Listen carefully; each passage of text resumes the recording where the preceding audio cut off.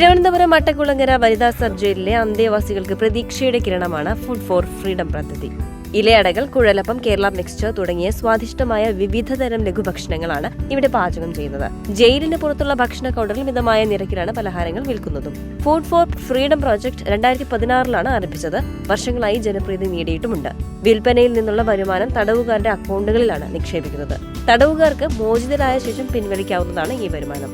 പണം സ്വരൂപിക്കാൻ തടവുകാർക്ക് അവസരമൊരുക്കുന്നതാണ് ഈ സംരംഭം.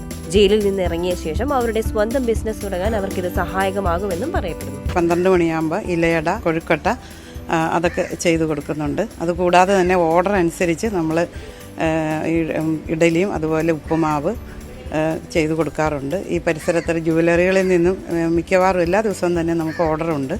50, 30 അട, ഇലയട, കൊഴുക്കട്ട അങ്ങനെയുള്ള ഇത്. പിന്നെ ഈ ഏതെങ്കിലും മരിച്ച വീട്ടിലേക്കോ അല്ലെങ്കിൽ കല്യാണത്തിൻ്റെയൊക്കെ ടിഫിനായിട്ട് നമ്മൾ ഓർഡർ എടുക്കാറുണ്ട്. പാചകം എന്ന് പറഞ്ഞാൽ നമ്മൾ ഫുഡ് യൂണിറ്റ് സ്റ്റാർട്ട് ചെയ്ത് 2016 അന്ന് മുതൽ നമ്മൾ നല്ല രീതിയിൽ പ്രവർത്തിച്ചു വരുന്നു. ഇപ്പോൾ കുറേ ഒരു 2 വർഷമായിട്ട് നല്ല രീതിയിൽ പുറത്ത് നമുക്ക് കഫറ്റേരിയ, അതുപോലെ തന്നെ മിനി കഫറ്റേരിയ, KSRTC, പിന്നെ ഈ ജയിലിൻ്റെ ഈ മട്ടക്കുളങ്ങര വനിതാ ജയിലിൻ്റെ ഫ്രണ്ടിൽ തന്നെ ഒരു കൗണ്ടറുണ്ട്. ആ കൗണ്ടറിൽ നമ്മൾ രാവിലെ 6 മണിക്ക് ഇഡലി, അതുപോലെ തന്നെ സ്നാക്സ് ഐറ്റംസ് ഉണ്ട്.